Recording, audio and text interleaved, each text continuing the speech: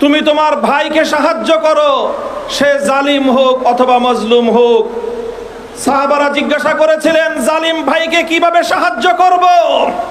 আল্লাহ নবী বলেছিলেন, জালিমের হাত ভেঙে গুড়িয়ে দাও, এটাই জালিমের সহযোগিতা।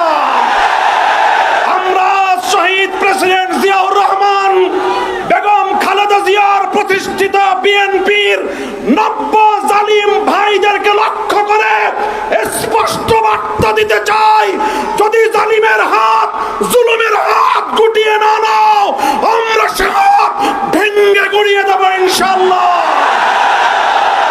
আবার নতুন করে যেই ফ্যাসিবাদ জেকে বসার চেষ্টা করছে, যদি আমরা শুরুতেই তাকে সঠিকভাবে ফ্যাসিবাদের পথ থেকে সরিয়ে আনতে না পারি, তাহলে 1400 দ্বিগুণে 2800 মানুষের রক্তের মাধ্যমে আমাদের এই ফ্যাসিবাদ মুক্ত করতে হবে।